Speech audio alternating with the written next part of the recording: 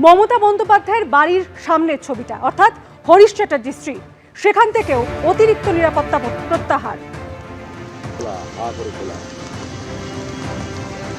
আচ্ছা, আপনারা রাতের ছবি দেখছেন, যেখানে অতিরিক্ত নিরাপত্তারক্ষীরা তারা পাহারায় রয়েছেন, এই ছবি আপনারা দেখছেন।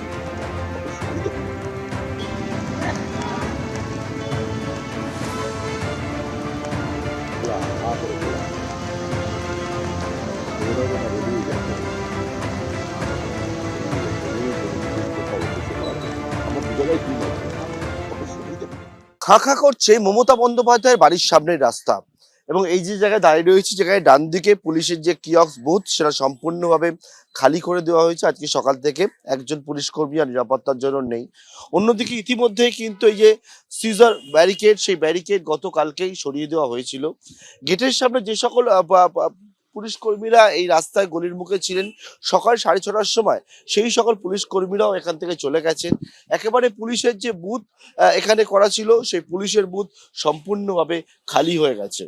অন্যদিকে একেবারে গলির ভেতরে যে জায়গায় রয়েছে, একেবারে বাড়ির সামনে, সেই বাড়ির সামনে মাত্র কয়েকজন পুলিশ কর্মী রয়েছে।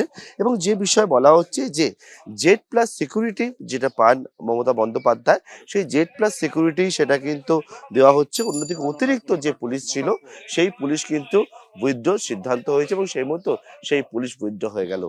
ক্যামেরায় শ্যামল জানার সঙ্গে পার্থপ্রতিম ঘোষ, ABP আনন্দ, কলকাতা।